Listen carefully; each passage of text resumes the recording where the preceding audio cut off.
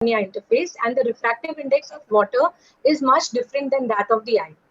Hence, the rays of light do not focus on the retina, they focus far behind, and a normal person can become up to 6 diopter hyperopic inside water.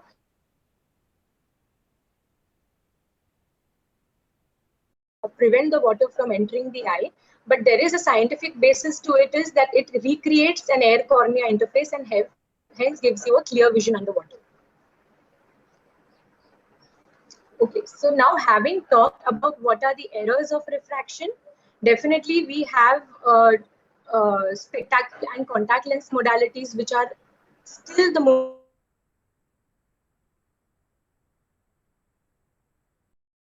number of patients are now coming and are motivated to undergo refractive surgeries.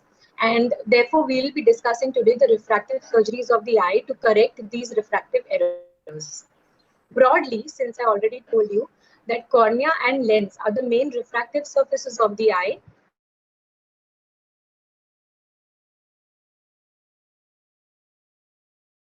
of the two. Cornea surgeries, these are radial keratotomy, photorefractive keratectomy, laser in situ keratomileusis, epipolis LASIK, laser subepithelial keratomileusis, conductive keratoplasty, corneal inlays, and rings. Lenticular-based procedures are clear lens extraction.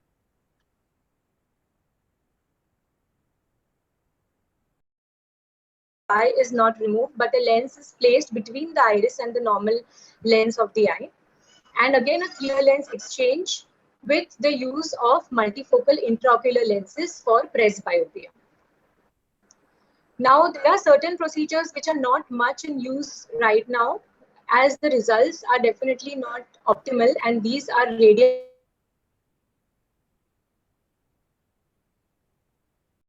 Discussing the most common procedures in practice these days, that is the LASIK, PRK, SMILE procedure, phakic intraocular lens, and refractive lens exchange with intraocular lenses. Again, the same thing, refractive surgical techniques involve corneal refractive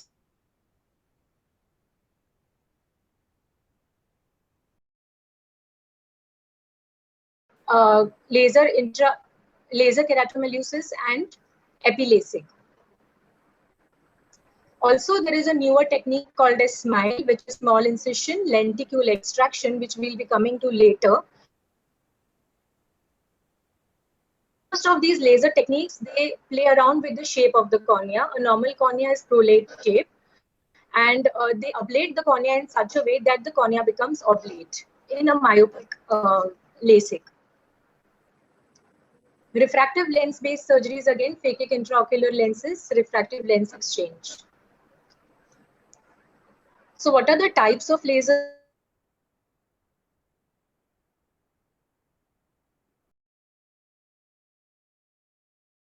Femtosecond laser or the photodisruptive laser. So an excimer laser is an argon fluoride laser operating with a wavelength of 193 nanometers at the UV end of the spectrum. It causes photoablation of the corneal tissue or etching of the corneal tissue, thus removing submicron layers of the cornea, hence allowing to change the shape of the cornea without opacifying, as there is no use of thermal energy. On the other hand, femtosecond laser is in the infrared spectrum with a 1053 nanometer wavelength. It is a photodisruptive. And what is the difference between the two? You see this LASIK procedure, and this is the flap of the corneal tissue that is made, beneath which the corneal tissue is ablated, or in normal words, it is etching of the corneal tissue. So this laser is the excimer laser, which is ablating the corneal tissue, and the femtosecond laser is actually used to create this flap. Pre-operative evaluation, it involves screening of the patients, history taking, pre-operative examination, and counseling. Counseling is utmost important.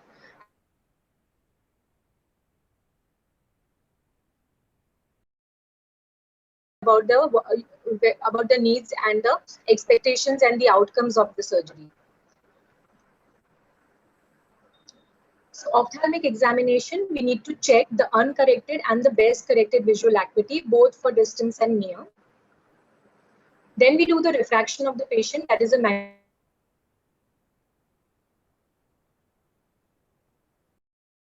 prevent laser undercorrections and overcorrections. If we are giving glasses and we have not done a cycloplegic refraction, the patient will come back saying that he's not comfortable and you change the glasses. But if we have already operated the patient without doing a cycloplegic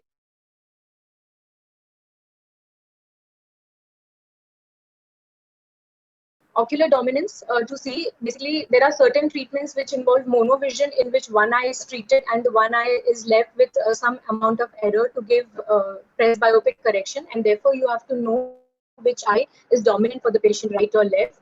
The ocular motility, the eyes should be motile in all the directions, otherwise the patient should be warned of the possibility of diplopia. Checking the pupil size and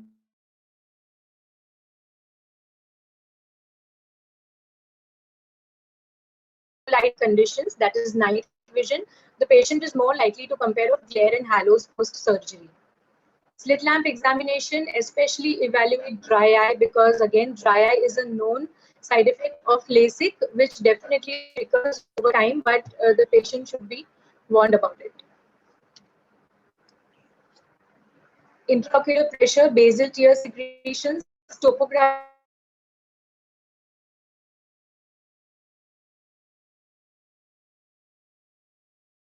Again, the Pentacam gives a wholesome value of both the topography and the pachymetry, along with the shape and elevation of the cornea. Ocular response analyzer to know the biomechanical stability of the corneal tissue, and systemic examination.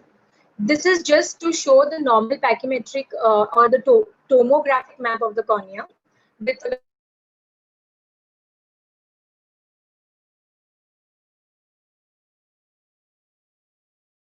examination and history. Now we know what are the contraindications of refractive surgery. Age less than 18 years, as the refractive error may progress and is not stable. A less motivated patient, do not go in for a LASIK surgery. The patient may not always be happy if you don't have a 20/20 outcome. An over-anxious patient is less likely to cooperate during the laser, and you may want to switch to some other kind of surgeries without a flap or flapless surgeries. And occupational, as there are certain occupations where there is a risk of trauma to the eye, like sports injuries or military people. In that case, again, you will not go into flap-based procedure because there is a chance of future dislodgement of the flap. Ocular contraindications is the refractive error is not stable. So unless and until the refractive error has been stable for 6 months to a year, you don't go in for a refractive surgery. If there are corneal thinning disorders like keratoconus, where there is the corneal thickness is less than 500 micrometers, you do not go in. Any kind of keratitis or corneal scar or corneal disease is a contraindication. Uncontrolled glaucoma, early cataract, retinal disease, and uveitis. Medical contraindications is an uncontrolled vascular disease or autoimmune disease. In an immunosuppressed or immunocompromised patient, pregnant or nursing ladies, history of keloids and diabetes mellitus. Pregnancy and nursing, history of keloids, diabetes mellitus, they cause unpredictable outcomes and may have some of the other problems with healing. Now, once we know the contraindications, we just select the patients who are actually due for refractive surgery, and then based on that, if the patient is okay for a refractive surgery, now we have to select which procedure is best for the patient. So this diagram shows this is the range of the refractive error, -10 to +10, -20, +20. As we see, most of the patients are going to fall into this group, okay, who have a moderate or moderately high refractive error or a myopia, and they can be easily dealt with by corneal laser procedures. Only if the patient is going beyond 10 diopters, or if there are any other contraindications for a corneal laser procedures, we go in for the lens-based procedures, which is a phakic intraocular lens and a refractive lens exchange, which can be taken care of, which can take care of up to -20 diopters of myopia. So patient selection criteria for corneal surgeries, LASIK, PRK, and SMILE, age 18 years or older, stable refraction for 1 year, myopia between 0.5 to 12 diopters for LASIK to -6 for a PRK, and astigmatism less than 5 diopters, and hyperopia of less than +6 diopters. corneal thickness of 500 microns is required because we have to see what is the residual trauma. The laser is going to etch or remove or ablate some amount of the tissue. So to keep the tissue stable, you need at least a 250 microns bed, which is going to be there post surgery. Steps of LASIK. After putting anesthetic drops onto the eye, a flap of the corneal tissue is created. This can either be created manually using a blade or a microkeratome, which is fitted onto the eye with suction, and the blade moves and creates a flap, or it can be done with the use of a femtosecond laser, in which this is the docking ring which is put and the laser creates the flap. The flap is just lifted. There is no blade used in this procedure. After the flap is created, the underlying stromal tissue is ablated with the help of an excimer laser. The interface is washed and the flap is repositioned. You wait for around 2 minutes after repositioning of the flap, and the patient is good to go. So in myopia, the final curvature is flatter than the original curvature of the cornea.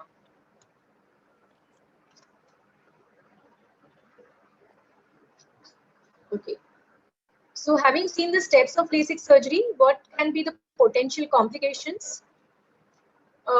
Intraoperative complications most commonly are the microkeratome complications, that is the blade which we have used.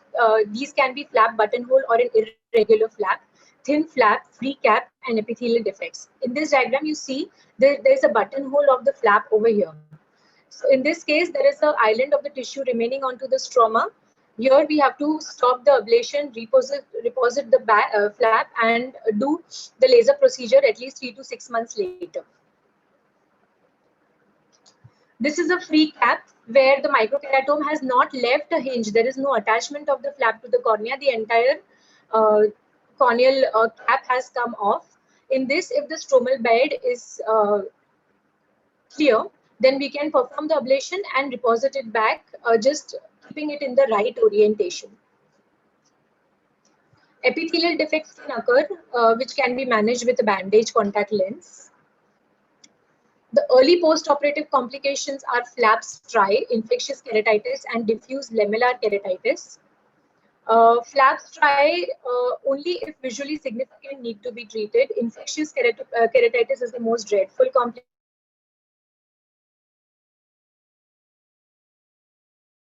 Face. Late post-operative complication, since the flap is created, epithelial cells go beneath the flap and go in the center of the cornea.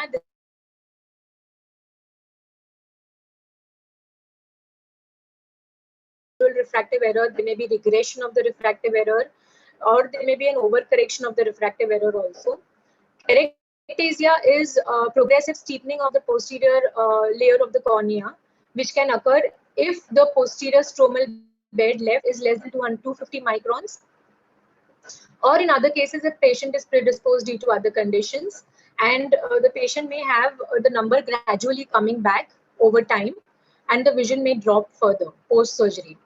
Glare and halos we discussed while we were talking.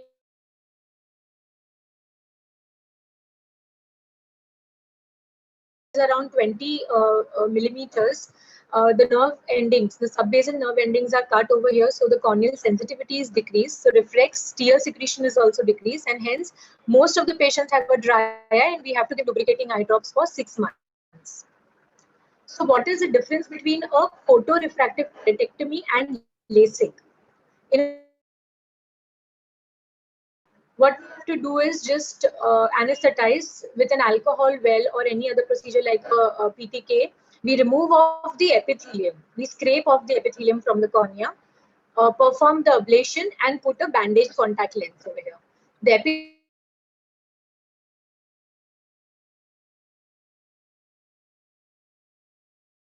The chance of a subepithelial haze, which gives the whitest opacification in the cornea, thus hampering vision. And also, as we saw earlier, PRK procedures will treat myopia of only of -6 diopters versus LASIK, which we can go up to around -12 diopters. So in PRK, there is no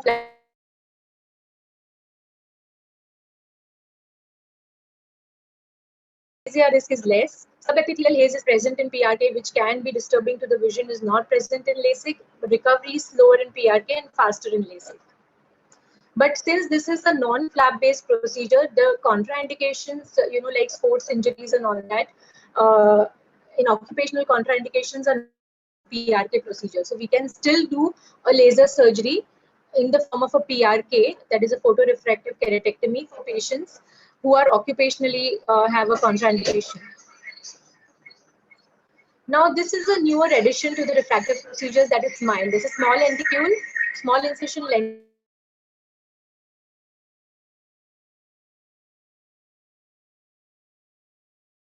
In this, a lenticule is created in the deep loma and is extracted only through a 3 mm incision over here.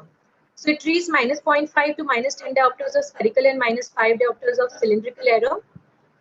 All the flap complications of LASIK that we mentioned can be avoided with a SMILE. It removes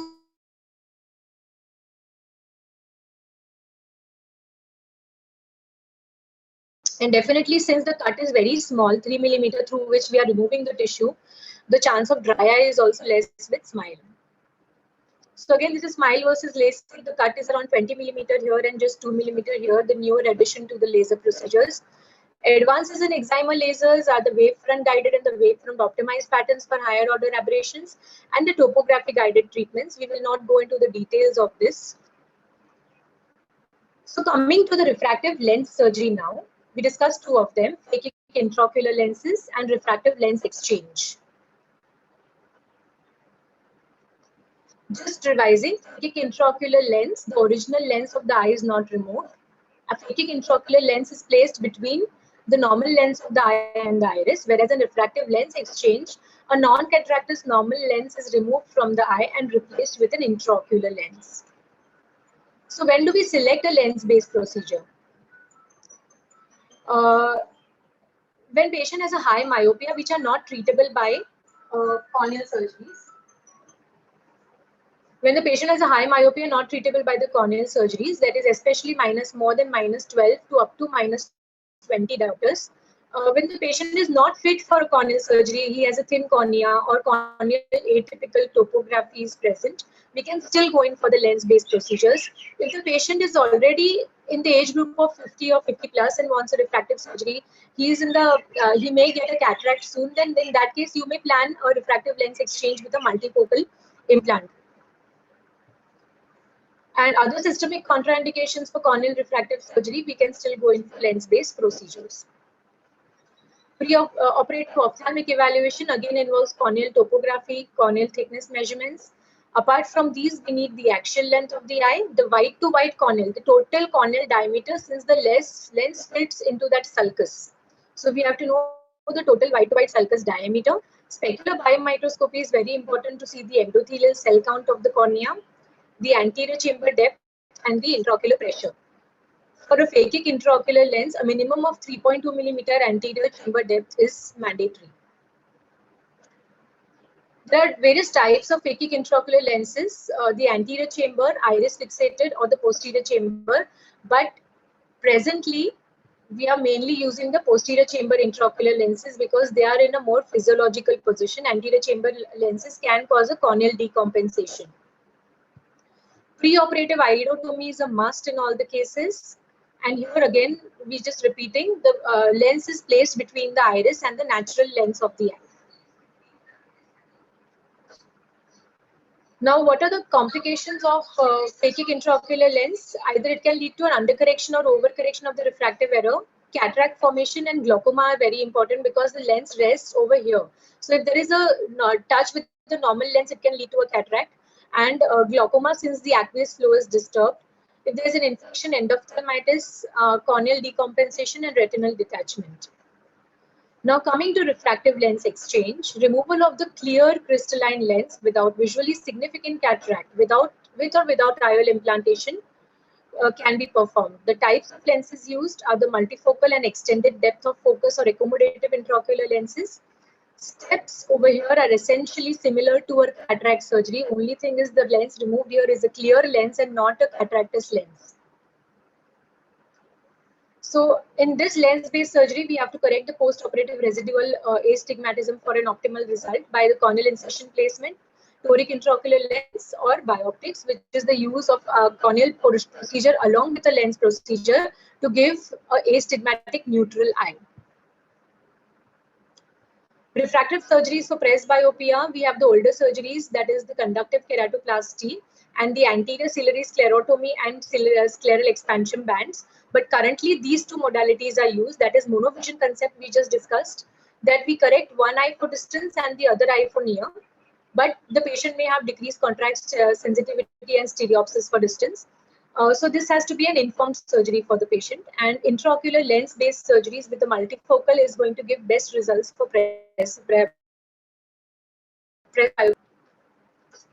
Concluding my session here, refractive surgery is a rapidly evolving branch in eye surgeries, and careful patient selection and appropriate selection of the surgical procedure is the key to optimal surgical outcome. Thank you.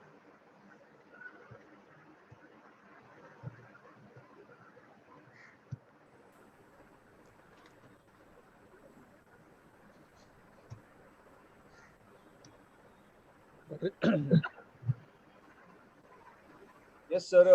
We are now going for our question answer session, sir. Dr. Pandit, sir, please. There's a question from Dr. Rohan. Am I audible, please? Yes, sir, audible.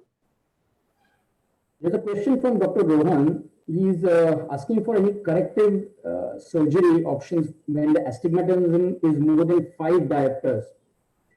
Dr. Divya, you would like to answer or I should answer? Dr. Divya?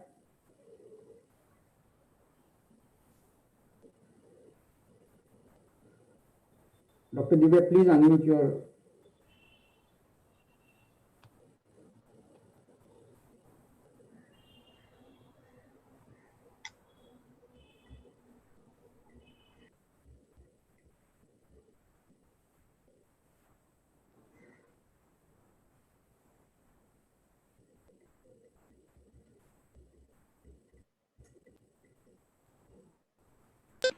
Hello. Yes. Hello. Dr. Divya? Yes. Dr. Rohan wants to know whether there is any corrective surgery options for... Sir, could you please be... I cannot hear you. Could you be a little loud? Dr. Rohan wants to know, he has a query, he has put it on the chat box, that are there any other corrective surgery options for astigmat when the patient has an astigmatism of more than 5 diopters? You would like to answer it? Yes. If the patient has an astigmatism of around 5 diopters, there are certain things we have to keep in mind. Since when we are ablating the corneal tissue, an astigmatism ablation is going to take away more corneal tissue than a spherical ablation. So if you have a good enough corneal thickness, and what is the spherical error along with that? Any idea? Or it is just a pure astigmatism? No. He is asking only when the astigmatism is more than 5 diopters. Can I intervene? Yeah, sure. Yeah, like I'm just saying in my case and my son's case, we are both high myopes. I'm -6 and, both the eyes, and -7 cylinder.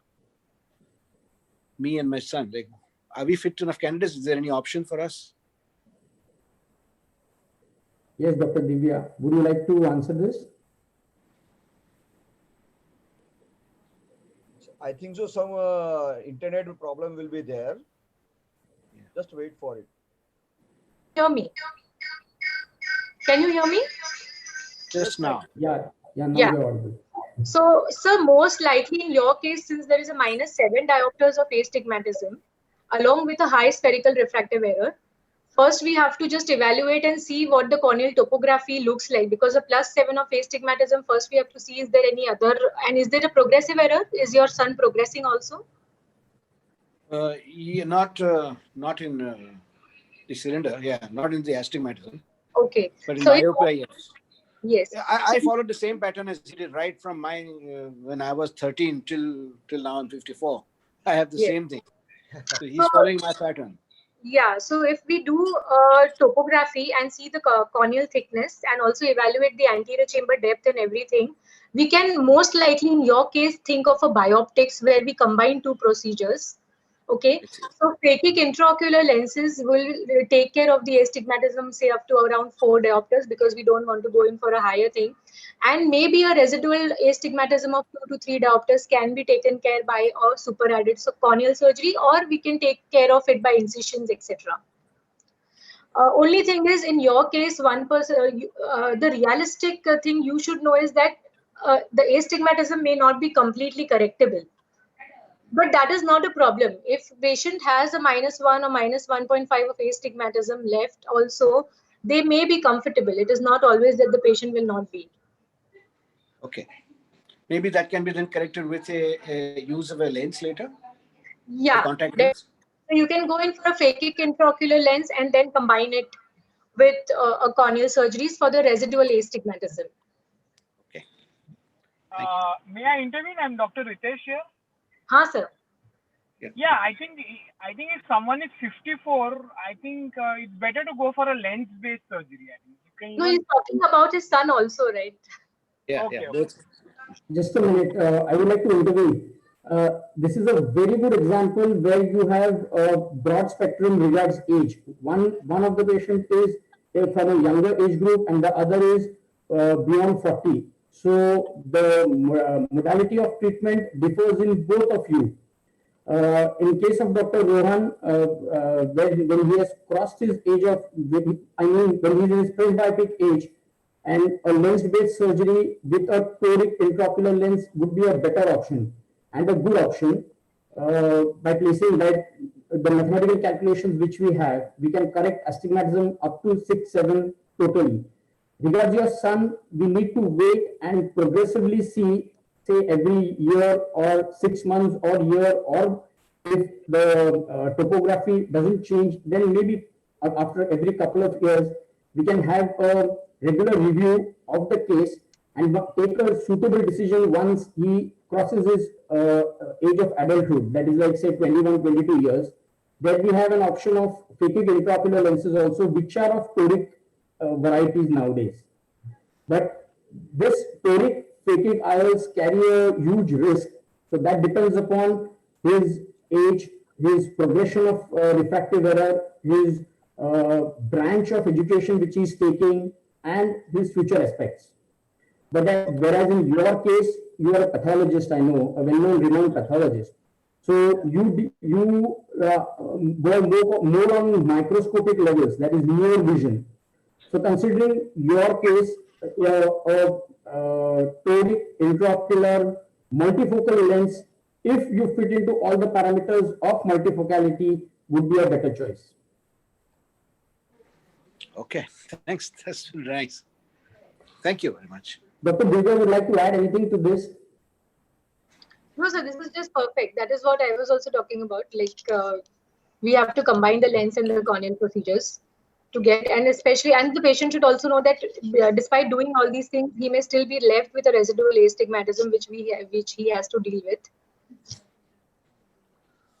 Okay, thank you. There's another question from Dr. Shalu Bhutani. Doctor wants to ask that after failure of corneal transplant, any option for restoration of vision?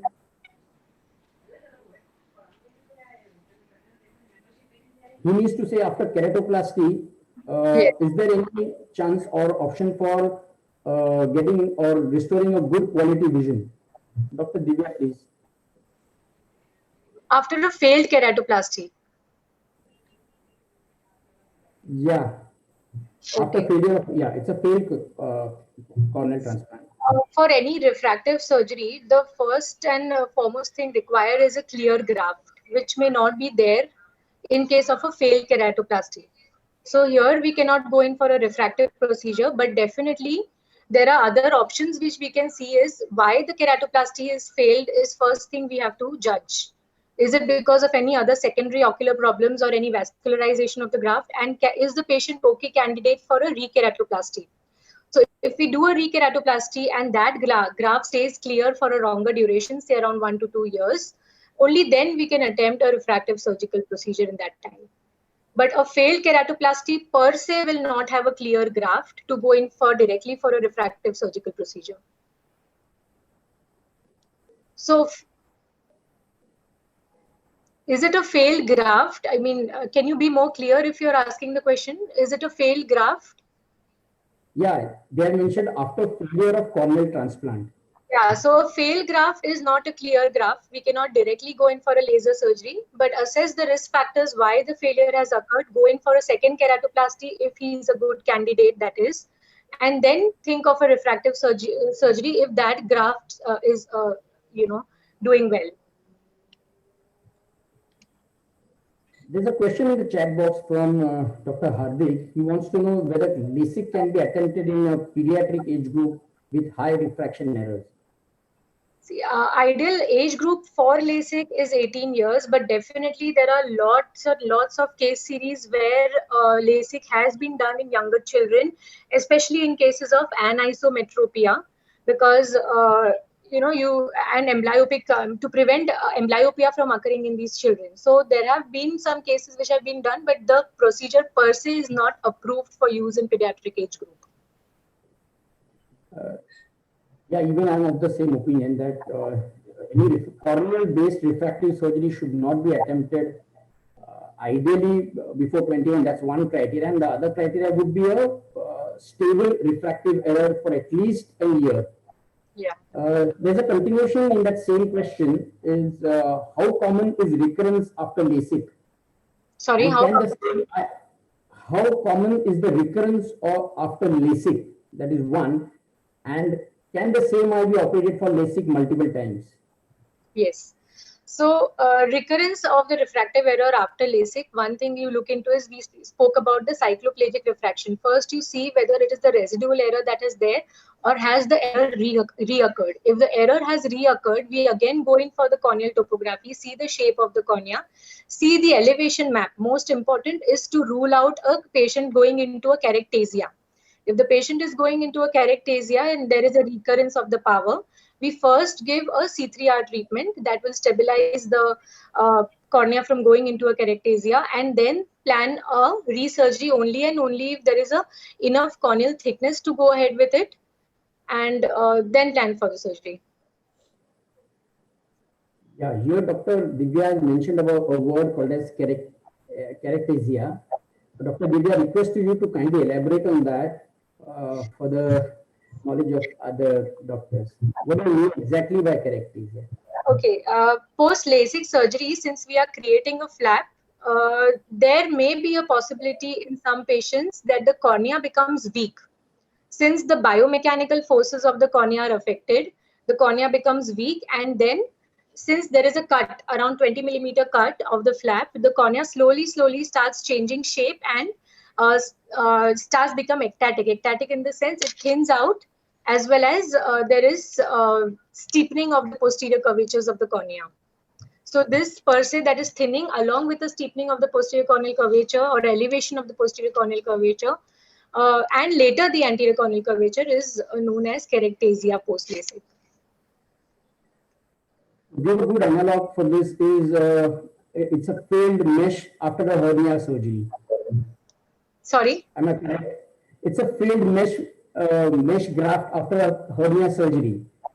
Like the like the organs herniate out. Similarly, the corneal stroma tries to herniate out from a weak anterior surface.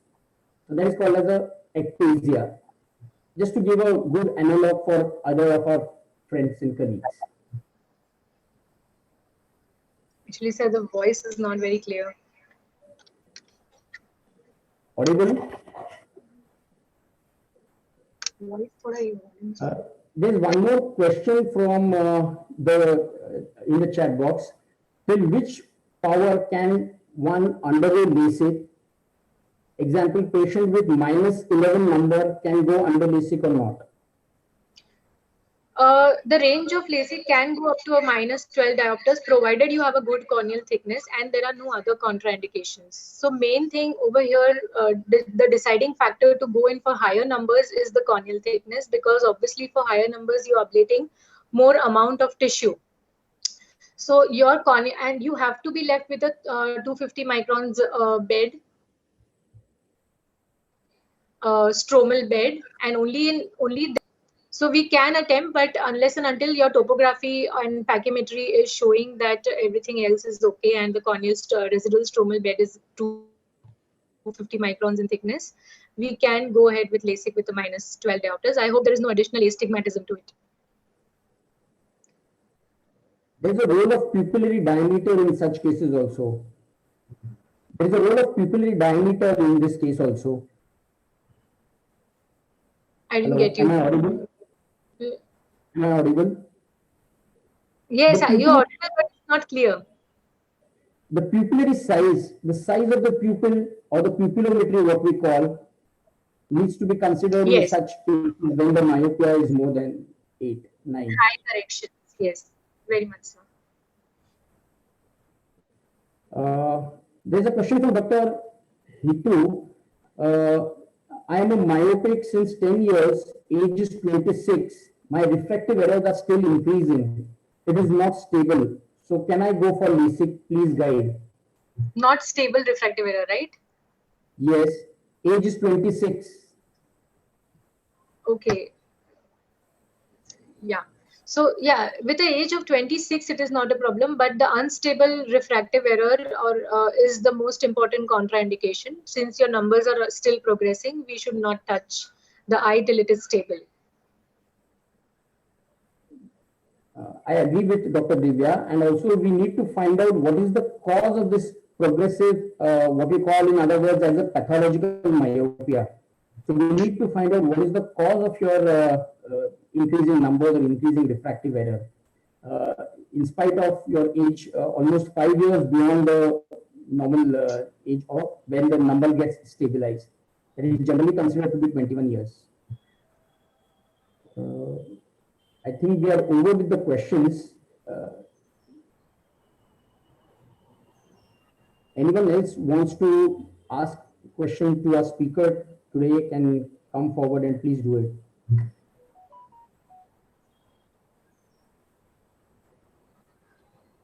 Okay, Please friends. unmute yourself and ask questions. Pardon? Anyone wants to ask, please unmute yourself and ask question.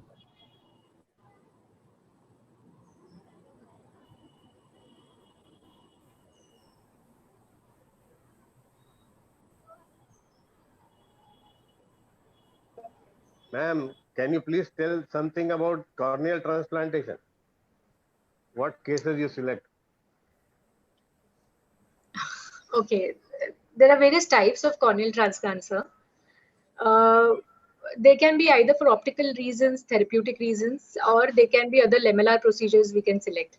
So the optical procedure are mainly for the corneal opacities in a quiet eye, which can be post-trauma corneal opacities or post-infectious corneal opacities, but the eye is quiet. Therapeutic corneal transplant is performed in an infectious eye where you want to get rid of the infection and just transplant replace with some other non-infective tissue. And then there are lamellar procedures also. So lamellar procedures, that is the most commonly performed as of now, is decimal stripping endothelial keratoplasty, which is most commonly performed in a pseudophakic eye who have a corneal decompensation post cataract surgery. The results are extremely good. And then you have the anterior lamellar transplant, which can be performed for ectatic disorders of the cornea. So, but the use of contact lenses for keratoconus now has decreased the anterior lamellar transplants quite a lot, and the use of femtosecond lasers in corneal transplants has really improved the results. So, this is just a brief view of what types of corneal transplants can be performed, but for every patient, the indication is different, and obviously the case selection is also different. Thank you, ma'am. Thank you. So friends, I think so no any more questions are remain. It is a very interesting and informative. One question. more question is there, I think. Yeah, one more is there.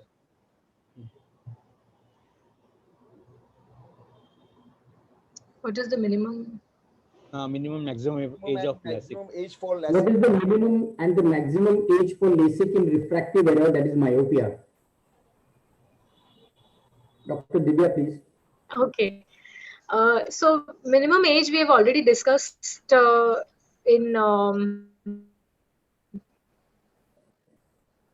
we've discussed in the talk, that is around, I mean, you have to be 18 years of age. For me, if there is an option, I will tell the patient to do it at 21 years. The maximum age for LASIK in refractive error there is no maximum age limit set as of now. But we do perform LASIK in older individuals who have undergone cataract surgery and have a residual refractive error post cataract surgery also. So we have performed in patients who are as a second bioptic procedure, who are in their 50s and 60s also. So there is no upper limit, but yeah, the lower limit is 18 years.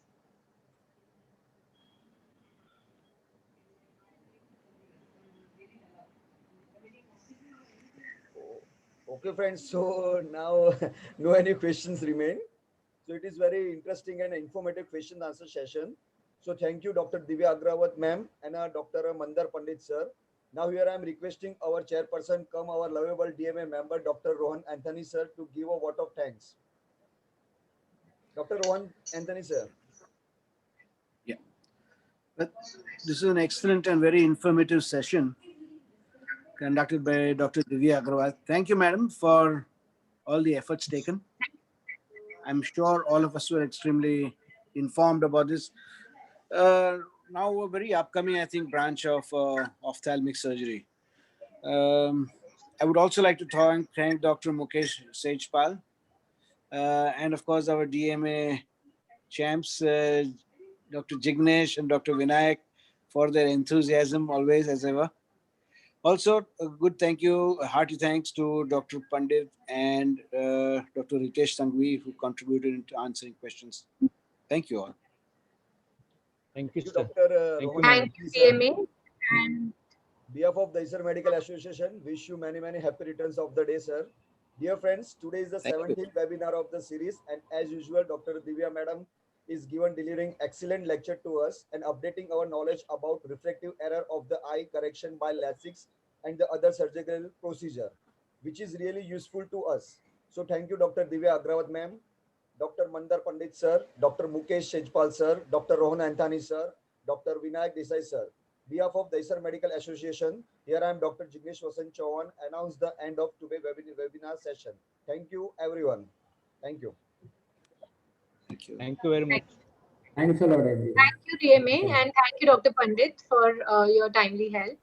And thank you, DMA, for giving me this platform to present. Thank you, ma'am. Thank you, everyone.